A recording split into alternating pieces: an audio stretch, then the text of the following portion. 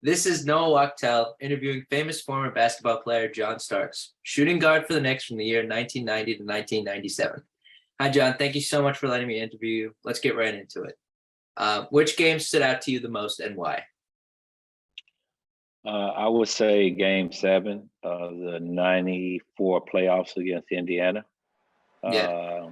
A game that we needed to win, obviously, to get to the NBA Finals.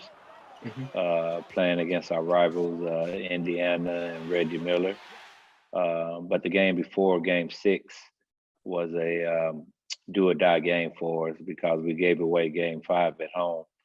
So we needed to go to Indiana and win that game to bring it back to the Garden. And we obviously was able to accomplish that and pushed it to a Game 7 at home, and we end up beating Indiana in Game 7 to get to the finals against Houston.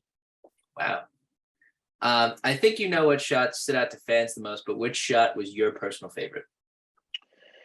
You're talking about the dunk, obviously. Yeah. Yeah, that was a coming out party for me and kind of put me on the world stage because of the play and who it was against, the Chicago Bulls and Michael Jordan and Horace Grant. So that was awakening to fans across the world that John Starks was here to stay. But the shot that I remember the most probably was the dunk that I dunked on Mark West against Phoenix, and we actually end up winning that game on a play that a game-winning buzzer shot that I hit to win the game. It was a 3-pointer. Wow. What was it like for you to grow up in Oklahoma? Oklahoma was a humble beginning for me, I should say. But I grew up in a family of six siblings, I should say, plus my mother. She was a single parent. But we had a lot of love, a lot of fights amongst the siblings, especially my two older brothers, because I was the middle child. So I was trying to be like them. And so we had a lot of battles within the household. Didn't have, everything we wanted like most kids did growing up, but we was happy. And it made me into the person I am today, which is a very giving person. And so I wouldn't change it for the world. But sports was everything for us growing up. My grandmother was big on sports and keeping her grandkids into sports, something very positive. And just became very good at playing the game of basketball.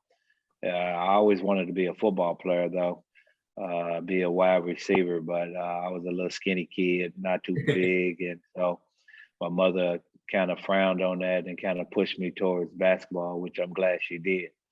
But it was fun. I had a great childhood, rough childhood, but it was enjoyable. How did it feel to be mentioned in songs by A Tribe Called Quest and the Beastie Boys? Well, when you get your name mentioned in the hip hop era, you made it big. So Yeah. they too much. They don't mention guys that they don't respect, and so I'm very appreciative of them. Putting me in their songs and letting the world know a little bit about John Starks. And this is a bit of a deep question, but was there a point in your career where you felt that you hit rock bottom? Probably Game 7. I went against Houston, where I had the worst performance that you could possibly have, going 2 for 18, and having a chance to win a championship and not be able to accomplish that. It was a trying time for me during that time. It took everything inside of me just to lift myself up and move on from that particular game. And I was able to accomplish that and becoming the Sixth Man of the Year in '96, '97, and not letting that define who I was as a player.